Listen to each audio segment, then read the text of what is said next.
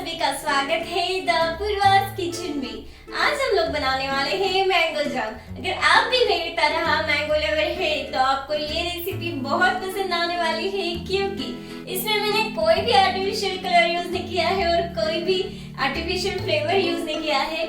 ये जो original mango का फ्लेवर होगा ये आप पूरे साल भर एंजॉय कर सकेंगे। तो चलिए देखते हैं कैसे बनाते हैं मैंगो जाम। दोस्तों, आम का जाम बनाने के लिए हमें लगने वाला है मैंगो पल्प। यहाँ पर मैंने लगभग 2 बड़े मैंगो का पल्प ले लिया है। ये बनाते समय मैंने कोई भी दूध, पानी या शक्कर का उपयोग नहीं किया था। यहाँ पर 1 कप पीसी हुई चीनी मैंने ले ली है और आधा नींबू ले लिया है। दोस्तों, यहाँ पर मैंने ये कढ़ाई ले ली है। इसमें अभी मैं मैंगो का पल्प डालूंगी। सबसे पहले दोस्तों, मैंने आम का पल्प डाल दिया है। मैं जो गैस की फ्लेम है वो थोड़ी हाई करूंगी और इसे हमें कंटिन्यूअसली चलाते रहना है इस तरीके से। आप देख सकते हैं दोस्तों, अभी इसमें बुलबुले आने लगे हैं। हम हाई फ्लेम ही रखेंगे और कंटिन्यूअस इसे चलाते रहेंगे। कढ़ाई में नीचे आम का पल्प जो है वो बिल्कुल भी नहीं लगना चाहिए।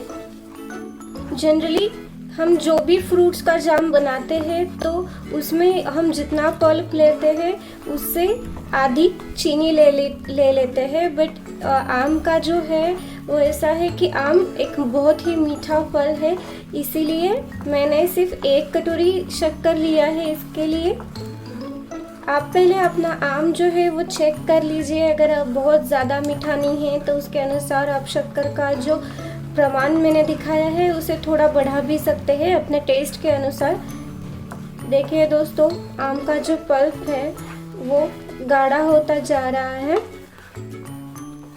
इसे और हम 10 मिनट तक ऐसे ही चलाते रहेंगे। हाई फ्लेम मैंने रख दिया है, हाई फ्लेम पर ही रखेंगे। आप धीमी आंच पर भी इसे कर सकते हैं, बट जैसे मुझे अभी 20 मिनट 15 मिनट बनाने के लिए लगेंगे उतना टाइम आपको ज़्यादा लगेगा। आधा या फिर आधा पौना घंटा आपको लग जाएगा इसे।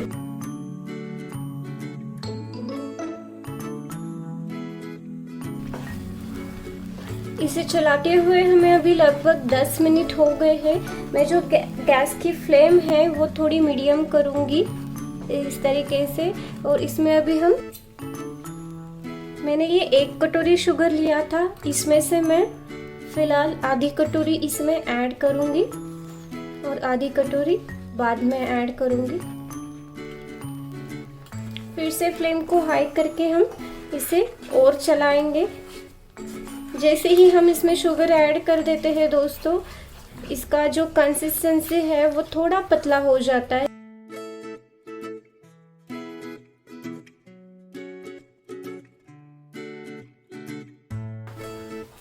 फ्लेम को थोड़ा कम करूंगी।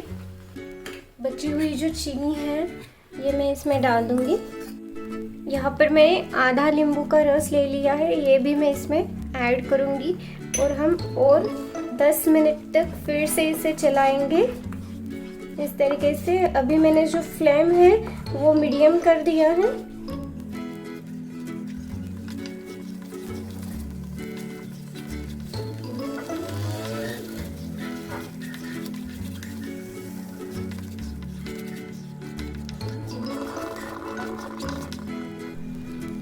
आप देख सकते हैं दोस्तों, हमारा जो आम का जाम है वो कितना गाढ़ा हो गया है।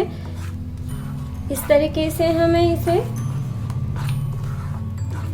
जब ये इतना गाढ़ा हो जाए, मतलब जितना आम का पल्प आपने यूज किया था उससे आधा हो जाए, तब हम इसकी जो फ्लेम है वो एकदम लो कर देंगे।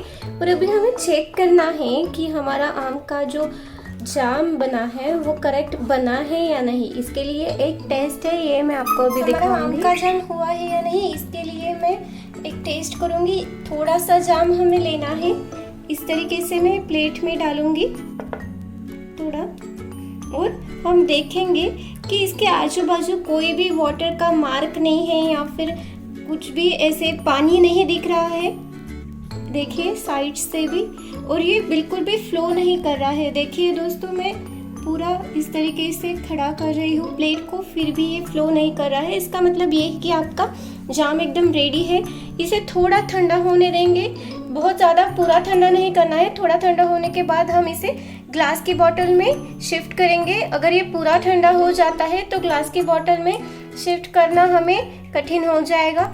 तो दोस्तों अभी हमारा ये जो जाम है ये लगभग रूम टेम्परेचर पे आ गया है और ये मैंने ग्लास की बॉटल ली है, इसमें अभी हम ये फिल करेंगे इस तरीके से। दोस्तों अगर आपका कोई फ्रेंड है जो मैंगो लवर है तो इसे अगर आप ये बॉटल देते हैं, लगभग 1 साल तक ये जाम ऐसे ही रहेगा। बस आपको फ्रीज में इसे स्टोर करना है। हम इसे फिल करेंगे और जब तक ये रूम टेम्परेचर पे है, मतलब पूरा तरीके से ठंडा नहीं हो जाता है, तब तक हम इसकी जो लीड है ये बंद नहीं करेंगे। अगर गरम गरम ही आपने लीड क्लोज कर दी तो इसकी जो स्टीम जमा होगी इससे ये स्टोर करना बहुत डिफ़िकल्ट हो जाएगा। दोस्तों इस तरीके से हमारा होममेड आम का जाम एकदम रेडी है।